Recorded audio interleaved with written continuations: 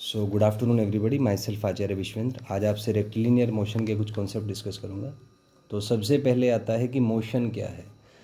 तो जैसे हम एक एग्जांपल ले लेते हैं, मान लीजिए मैं कहता हूँ a car is moving on a road. तो इस स्टेटमेंट में दो चीज़ें हैं, अब एक तो है कार और दूसरा वो ऑब्जर्वर है। यहाँ पर ऑब्जर्वर मैं अपने आप ही हूँ। तो मैं कह सकता हूँ कि मोशन एक इवेंट है जिसको डिफाइन करने के लिए हमें दो चीज़ें चाहिए, object and the observer.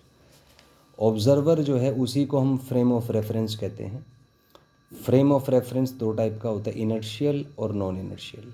Inertial माने जिसका एक्सेलेरेशन ज़ीरो है या जिसका वेलोसिटी कांस्टेंट है। नॉन इनर्शियल माने जिसका एक्सेलेरेशन नॉन ज़ीरो है, वेलोसिटी वेरिएबल है।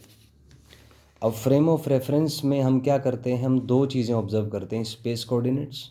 तो जैसे मान लीजिए हमें देखना हो कि कार रोड पे है, तो हम बता सकते हैं वो कार हमारे राइट में है, लेफ़्ट में है, साउथ में है, नॉर्थ में है, वेस्ट नॉर्थ है, साउथ वेस्ट है। तो स्पेस में उसकी पोजीशन कहाँ है, तो उसके लिए हम स्पेस कोऑर्डिनेट्स यूज़ करते हैं, जिसके लिए हमें कोऑर्डिनेट सिस्टम की ज़रूरत पड़ती है। तो generally there are three type of coordinate system, Cartesian और रेक्टेंगुलर कोऑर्डिनेट सिस्टम, जिसको एक्स वाई जेड एक्सिस के थ्रू आप डिफाइन करते हैं। दूसरे सिलेंड्रिकल कोऑर्डिनेट्स हैं आर थीटा और फाई। तीसरे स्फेरिकल कोऑर्डिनेट्स हैं आर और theta. Second is the time coordinate. Time coordinate वही जो क्लॉक होता है। तो यहाँ से हम एक ऑब्जर्वेशन हमने लिया कि कैसे हम फ्रेम ऑफ रेफरेंस के थ्रू किसी इवेंट को ऑब्जर्व कर सकते हैं। आइए इसका नेक्स्ट पर्सपेक्टिव देखते हैं। तो सबसे पहले हम किसी का भी मोशन ऑब्जर्व करें तो उसमें सबसे फर्स्ट चीज़ है पोजीशन। पोजीशन में तीन चीज़ें हैं, एक तो हैं कोऑर्डिनेट्स, दूसरा है डिस्प्लेसमेंट और तीसरा है डिस्टेंस। तो कोऑर्डिनेट्स में हमें एक साइन कन्वेंशन यूज़ करते हैं, राइट पॉजिटिव लेफ़्ट नेगेटिव। अगर मोशन एक्स एक्सिस के अलोंग एक स्ट्रेट लाइन के अलोंग है तो उसमें हम बाई कन्वेंशन राइट पॉजिटिव और लेफ़्ट नेगेटिव यूज़ करते हैं।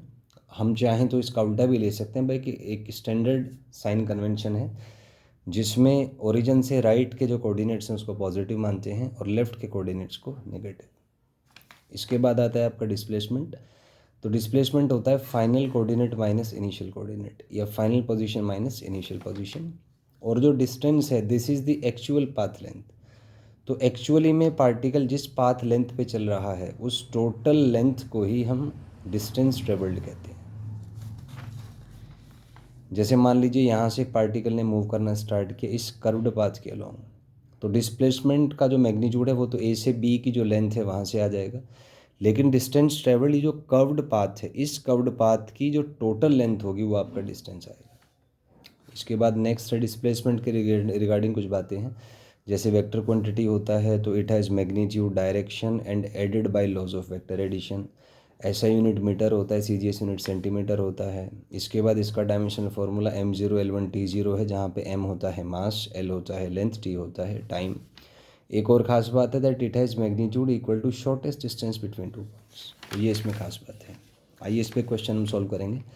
तो जैसे ये ओरिजिन मान लिया, इस पर अलग अलग पॉइंट्स आपको दिए हुए हैं, तो इनके कोऑर्डिनेट्स अपने को बताने हैं। तो इसमें हम साइन कन्वेंशन यूज़ करेंगे कि अगर ओरिजिन से राइट में कुछ है तो उसका कोऑर्डिनेट पॉजिटिव लेना है, लेफ्ट में है तो उसका कोऑर्डिनेट नेगेटिव। तो आप यहाँ से देख सकते हैं जो P1 पॉइंट है ओरिजिन के राइट में है, डिस्टेंस इसका 1 है, तो राइट में होने की वजह से इसका कोऑर्डिनेट +1,0 आएगा।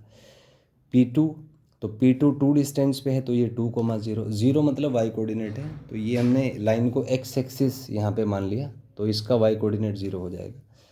P3 डिस्टेंस 4 है और लेफ्ट में है तो इसलिए इसका कोऑर्डिनेट -4 होगा।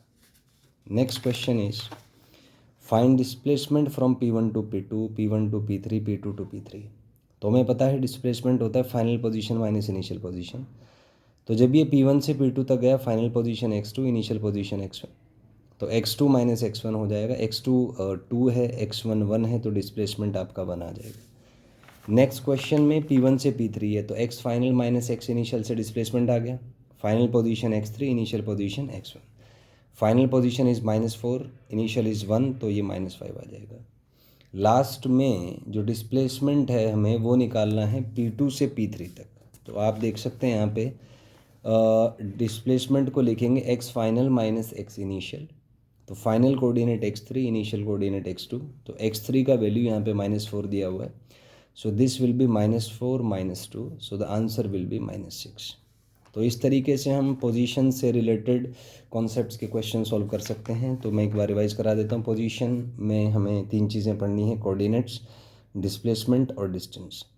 तो उसके हमने थोड़ा सा डिस्कशन किया कि कैसे कैसे आप वैल्यूज़ निकालेंगे। तो displacement basically final position minus initial position होता है, तो वहाँ से आप डिस्प्लेसमेंट निकाल सकते हैं।